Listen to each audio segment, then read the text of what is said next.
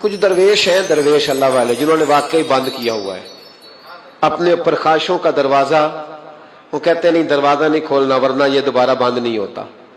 یاد رکھ لینا، کچھ درویش ہیں جنہوں نے اپنے اوپر دروازہ، خواہشات کا دروازہ اپنے اوپر وہ نہیں کھولتے. ایک سلطان یحییٰ نام کا بادشاہ گزرا ہے، عرب کے کچھ حصوں کا حکمران تھا، تو اس کو بڑا شوق تھا لوگوں کو بانٹنے کا. دو قسم کے لوگ ہوتے ہیں نا، کچھ کو جمع کرنے کا شوق ہوتا ہے، کچھ کو شوق ہوتا ہے کوئی روٹی کھا لے. حضرت ابراہیم علیہ السلام بغیر مہمان کے کھانا، کچھ ایسے بھی ہوتے ہیں جن کے گھر بندہ چلا جائے تو پتیلی پہ ڈھکنا دے لیتے ہیں. اپنا اپنا فرق ہے نا جی، ہر آدمی کا اپنا اپنا ذوق ہے. منت کرتے ہیں کسی کی. مجھے بڑی بات پسند ہے شیخ سعدی کی، قرضے لے لے کے مہمان نوازی کرتے تھے. ایک دن سارے مقروض کٹھے ہو گئے، کہنے لگے بابے پیسے دے. بابا جی کہتے ہیں وہ پیسے مانگ رہے ہیں، مجھے ٹینشن ہے کہ انہوں نے کھوایا کچھ نہیں، مجھے پریشانی لگی. ایک بچہ کوئی چیز بیچ رہا تھا، وہ کھیل مرونڈا نہیں بیچتے بچے، وہ بیچ رہا تھا تو آ گیا، تو کہنے لگا لینی ہے. تو بابا جی کہنے لگے میرے مہمانوں کو کھلا دے ساری. بچہ بھی راضی ہو گیا کہ سارا اکٹھا ہی گاہک مل گیا. تو سارا جب کھلا دیا کہنے لگا پیسے. تو شیخ سعدی فرمانے لگے تو بھی بیٹھ جا، یہ سارے پیسے لینے آئے ہوئے ہیں، بیٹھ جا، ان کے پیسے انہیں ملیں گے تو تجھے بھی. تو بچہ رو پڑا، رویا، کہنے لگا میں تو یتیم ہوں، 4 بہنیں چھوڑ کے آیا ہوں، اماں کی دوائی بھی لے کے جانی ہے، مجھے تو پیسے چاہیے. بچہ رویا تو شیخ سعدی کا ایک مرید آیا، اس نے لا کے نظر پیش کی، کہا حضور یہ نذرانہ ہے. 400 دینار لایا. تو حضرت سعدی نے سب کو دیے، بچے کو بھی دیے. سب لوگ چلے گئے تو ان قرض لینے والوں میں سے ایک بندہ سمجھدار تھا، حضرت سعدی کے پاس آ کے کہنے لگا بابا سمجھ نہیں آئی، ہم برسوں سے لینے آ رہے تھے، مل نہیں رہے تھے، کتنے مہینوں سے مانگ رہے ہیں نہیں مل رہے تھے، آج فٹافٹ مل گئے. تو شیخ سعدی بزرگ تھے نا، تو بزرگوں والی بات کر گئے. کہنے لگے تم میں رونے والا کوئی نہیں تھا نا، پوری مجلس میں ایک بھی رونے والا ہو تو سب کا کام بن جاتا ہے. رونے والا عاشق دا کم رونا توڑنا، اے بنا رویو نہیں منظوری، بنا رویو نہیں منظوری تے بنا رویو نہیں منظوری. عاشق سدا ہی روندا رہندا، پاویں وصل ہوئے تے پاواں دوری. کا رونے والا ایک آ گیا ہے تو سب کا کام بن گیا ہے. تو کچھ لوگوں کو شوق ہوتا، بادشاہ کو سلطان یحییٰ عرب کے کچھ حصوں کا بادشاہ تھا، شوق بڑا تھا لوگوں کو کھلانے پلانے کا، بڑا شوقین تھا، بڑا بانٹتا تھا. اور کئی دفعہ معاذ اللہ اس پر فخر بھی کرتا تھا جو نہیں کرتا، تکبر سے بھی کہتا تھا بڑی جائیدادیں آؤ جس نے لینا ہے، تکبر بھی کرتا تھا معاذ اللہ جو نہیں کرنا چاہیے تھا. ایک دن جامع مسجد کے باہر کھڑے ہو کے نا بانٹنے لگا. کوئی فقیر آیا تو ایک مٹھی بھر کے اشرفیاں دے دی، کسی کو سونا دے دیا، کسی کو چاندی دے دی. ایک درویش بابا جی کونے میں بیٹھے ہوئے، اسی کسی دے کچھ بھی نہیں لگ دے، کوئی ضرورت نہیں، کونے میں بیٹھے. آپ یقین کریں، آپ تھوڑا سا رخ ادھر کریں، دنیا پیچھے پیچھے ہو جاتی ہے.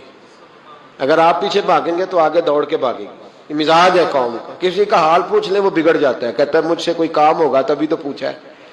اور آپ چپ کر جائیں، خاموش ہو جائے، یہ بھی بڑی مصیبت ہے. کہ پیار کر لیں تو اس کا بھی نقصان دیکھنے میں آتا ہے. کہتے ہیں پتہ نہیں میرے اندر کیا لالچ ہے، کیا خوبی ہے جس وجہ سے مجھ سے اتنی محبت ہو رہی ہے. وہ بابا جی کونے میں توجہ ہی نہیں کی. جب توجہ نہ کی تو سلطان کی توجہ خود بخود ہو گئی. سلطان یحییٰ کہنے لگے بابا کوئی قابل توجہ آدمی ہے، سب لوگ لائنوں میں لگے ہوئے بھاگ رہے ہیں، بادشاہ آیا ہے. یہاں تو شادی پہ کھانا کھل جائے تو بڑے بڑے امیروں کا پتہ چل جاتا ہے کہ بننے کیا لگا ہے. کہتے پتہ نہیں دوبارہ چھوٹے گوشت کی ٹرے آئے گی کہ نہیں آئے گی. اور اتنا سارا رکھ لیتے ہیں کہ علمان والحفیظ، بڑے بڑے امیروں کے پول کھل جاتے ہیں، پتہ چلتا ہے کتنے تگڑے امیر ہیں.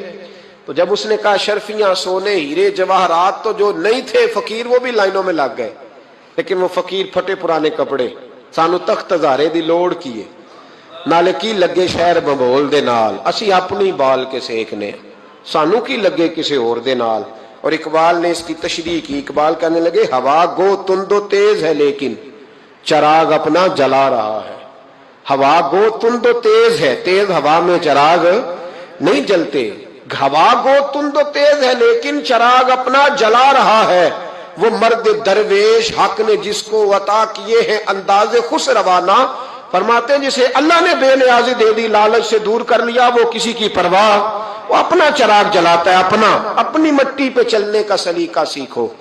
سنگ مرمر پہ چلو گے تو پھسل جاؤ گے، وہ بابا بیٹھا ہے تو بادشاہ کہنے لگا اسے بھی بلاؤ. بابے کو بلایا, کہنے لگا تجھے کچھ نہیں چاہیے؟ بابا کہنے لگا چاہیے تو بڑا کچھ, پر تجھ سے نہیں چاہیے. کہا کس سے چاہیے؟ فرمایا اس سے چاہیے جو دے کے حساب نہیں پوچھتا, بغیر حساب دیتا ہے, اس سے چاہیے. کہنے لگا نہیں, دروازہ کھلا ہے, تو بھی لے لے.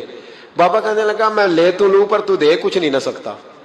بادشاہ کو غصہ آیا, اکڑ تھی, تکبر تھا. کہنے لگا تو کیوں نہیں میں دے سکتا, تو سوال کر.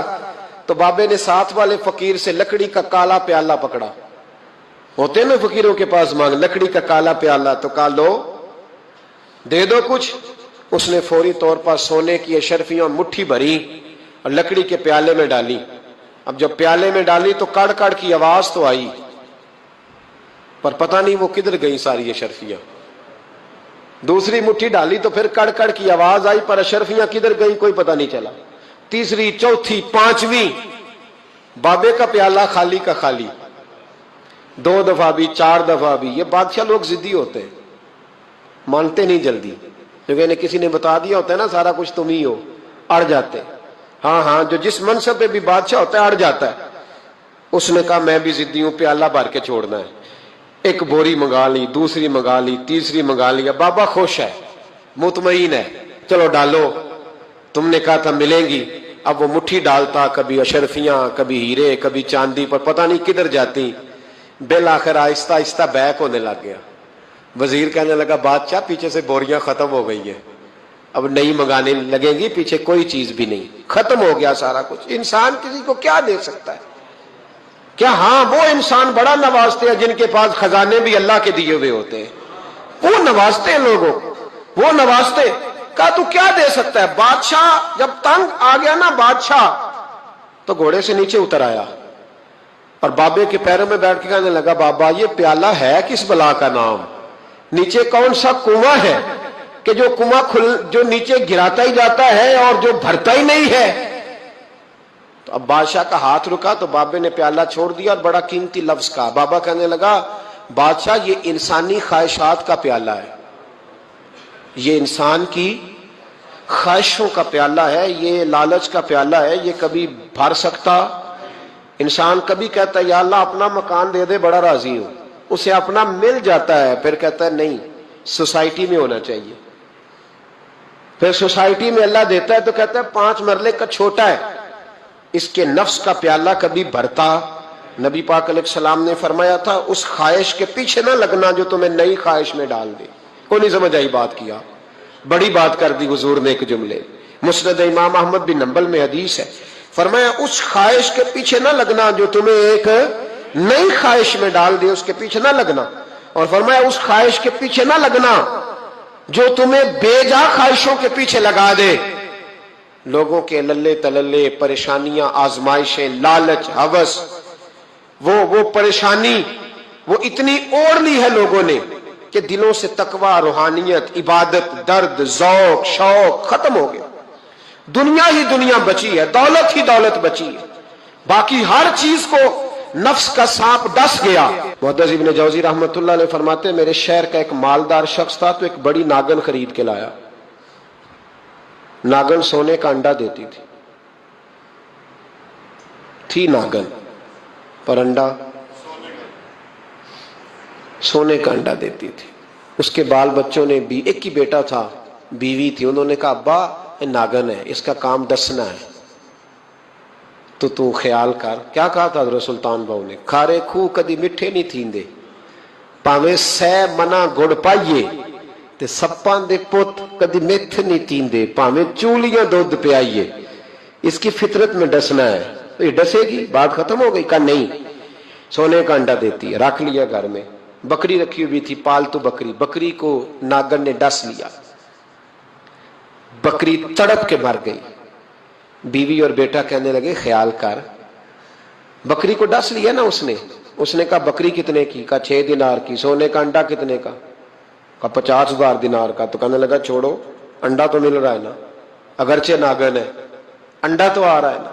کچھ دنوں کے بعد گھر میں گھوڑا رکھا تھا, گھوڑے کو ڈس لیا, تڑپ کے مرا گھوڑا. اس کو پھر سمجھایا بیوی اور بیٹے نے کہ بس کر دے, یہ ناگن ہے, یہ ڈسے گی. اس نے کہا گھوڑا کتنے کا؟ کہا 20 دینار کا. تو انڈا کتنے کا؟ 50,000 दिनार का तो छोड़ो, घोड़ा मरने तो नया ले आएंगे। अल्लाह अकबर। एक नौकर घर में रखा था जानवरों को चारा डालने को। अचानक उसने चारा जो उठाया तो अंदर वो नागन बैठी थी। उसने हाथ पे डसा, गरीब ने चीखें मारी, चीखें, पर गरीबों की चीखें लोगों को सुनाई नहीं ना देती। गरीबों की चीखें लोग दरवाजे बंद कर लेते। लोगों ने इसलिए काले शीशे लगाए हैं कारों को कि गरीबों की चीखें ना दिखाई दे ना सुनाई दे। नागन ने डसा, चीखने लगा नौकर, लेकिन गरीब का खून भी सस्ता होता है ना, उसका सारा वजूद जहर से फट गया। लेकिन मालिक को तरस ना आया, कहने लगा नया मुलाजम आ जाएगा। अब बीवी और बेटे ने पैरों में बैठ के समझाया कि बस कर दे, इसको छोड़ दे कहीं या मार डाल, ये नागन है। उसने कहा पागल हो गए हो, कभी सोने का अंडा देखा है? सोने का अंडा देती है। वक्त गुजरने लगा, चंद महीने सुकून के गुजरे, लोग बात भूल गए। एक दिन सवेरे सवेरे कमरे से मां के रोने की आवाज आई, और जब अम्मा चीखी, खामन दौड़ा तो कहने लगी ले तेरे सोने के अंडे बच गए। और वो देख मेरे बेटे को डस के बिस्तर से उतर गई है। वो देख मेरा इकलौता बेटा। अभी बेटे को उठा के तबीब के पास ले जाने ही लगे थे, वो अपने घर के दरवाजे तक पहुंचा था कि जनाब इजराइल पहले तशरीफ ले आए। अब जब वापस आया, बेटे का जनाजा बड़ा मुश्किल है बाप के लिए उठाना, बड़ा मुश्किल है, बड़ा मुश्किल। रोने लगा, चीखने लगा। एक बेटा वो भी पर्दा कर गया। जनाजा उठा, लोग उसको दफन करने के लिए निकले तो मां ने भी सारा सामान समेटा। मां ने भी वापस आके कहने लगा तू कहां जा रही है? कहने लगी इस वेड़े में, इस सहन में मेरे बेटे की मौत हुई। यहां सोने के अंडे बचे पर मेरा बेटा नहीं बचा। मैंने उस आंगन को क्या करना है जिसमें सोना तो पड़ा हो पर बेटा मां पुकारने वाला हो ही कोई ना।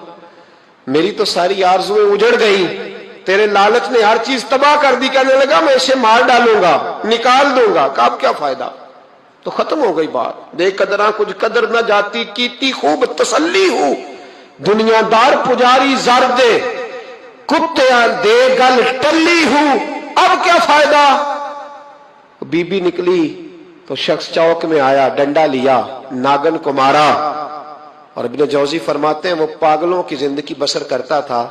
उसके दाएं बाएं सोने के अंडों का ढेर लगा होता था। वो लोगों को कहा करता था मेरे जैसे लालची न बनना, मेरे पास ना बीवी बची, ना बच्चे बचे, ना घर बचा, ना कोई वफादार बचा, हाँ मेरे पास दौलत बच गई।